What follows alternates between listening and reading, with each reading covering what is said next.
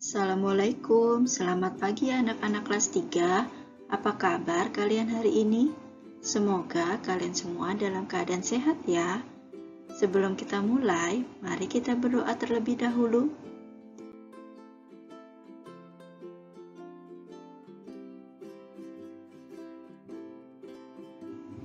Pada kesempatan kali ini, kita akan belajar materi bersama dengan Bu Ulfa. Tema 2, subtema 1 tentang perilaku terpuji, bersyukur, berterima kasih, meminta maaf, dan mendoakan orang lain.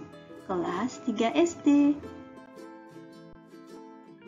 Anak-anak, pembahasan materi kali ini adalah tentang 4 perilaku terpuji yang harus kalian terapkan dalam kehidupan sehari-hari.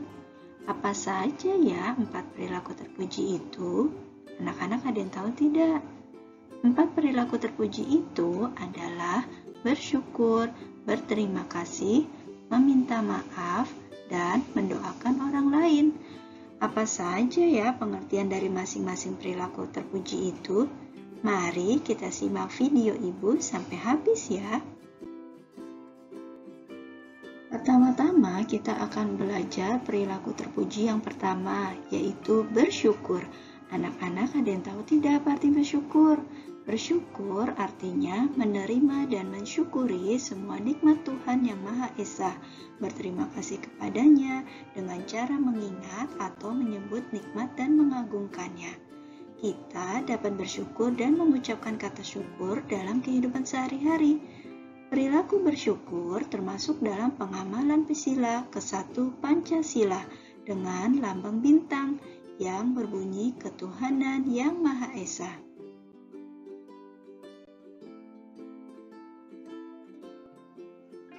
Nah anak-anak, tadi kan kalian sudah belajar tentang apa arti bersyukur. Sekarang kita belajar apa saja ya yang menjadi contoh perilaku bersyukur. Berikut beberapa contoh perilaku bersyukur.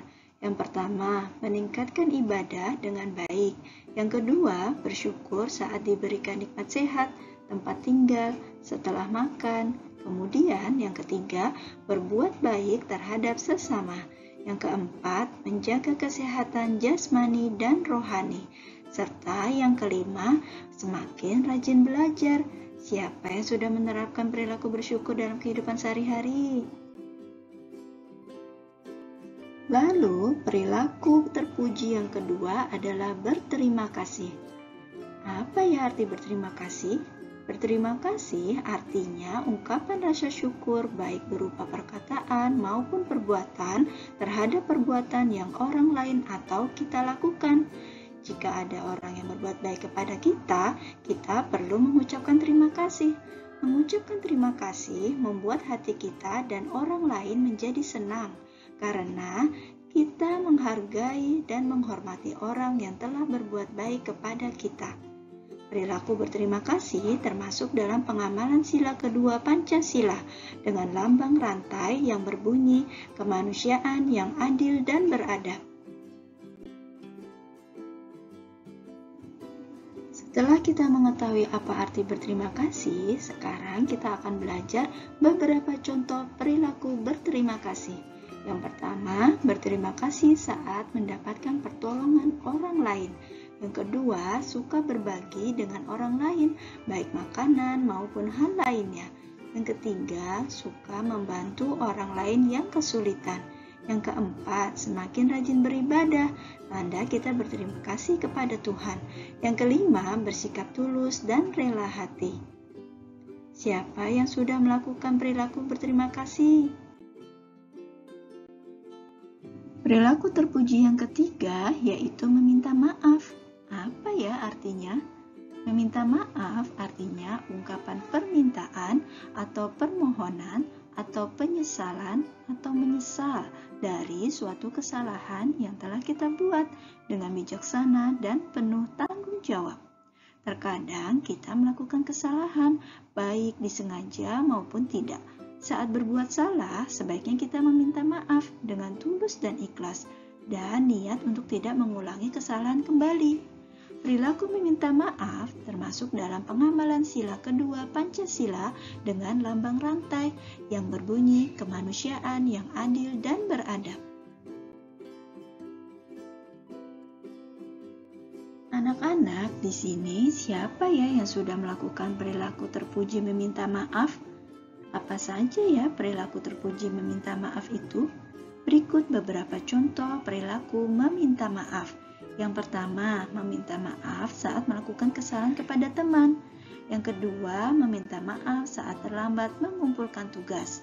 Yang ketiga, meminta maaf saat absen terlambat. Yang keempat, meminta maaf kepada orang tua saat pulang ke rumah telat. Yang kelima, meminta maaf selesai bertengkar dengan orang lain. Siapa yang sudah melakukannya? Perilaku terpuji yang keempat, yaitu mendoakan orang lain. Mendoakan orang lain artinya ungkapan permintaan atau permohonan atau memohonkan berkat dan sebagainya kepada Tuhan Yang Maha Esa untuk orang lain. Mendoakan orang lain memiliki kebaikan baik untuk diri sendiri maupun orang lain. Jadi berdoalah yang baik-baik supaya mendapat manfaat yang baik juga ya. Perilaku mendoakan orang lain termasuk dalam pengamalan sila ke-1 dan ke-2 Pancasila.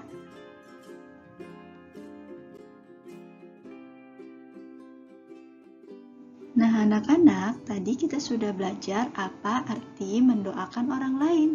Sekarang kita akan belajar beberapa contoh perilaku mendoakan orang lain.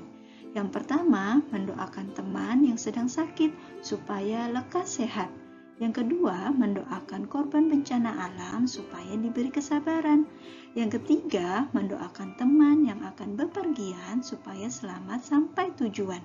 Yang keempat, mendoakan orang lain yang sedang berbelasungkawa. Yang kelima, mendoakan teman yang akan bertanding lomba supaya menang dan lain-lain. Nah, anak-anak, dari keempat sikap terpuji tersebut, kalian sudah melaksanakannya belum? Jika belum, segera laksanakan ya, karena akan memberi manfaat baik untuk diri sendiri maupun orang lain. Sampai di sini materi dari Ibu sudah jelas belum? Jika belum jelas, kalian boleh mengulangi video Ibu dari awal ya nak. Terima kasih. Sekian pembelajaran dari Ibu. Jaga selalu kesehatan kalian ya. Dan tetap semangat belajarnya. Jika kalian suka dengan video ini, silakan like, subscribe, and share. Thanks for watching. Wassalamualaikum.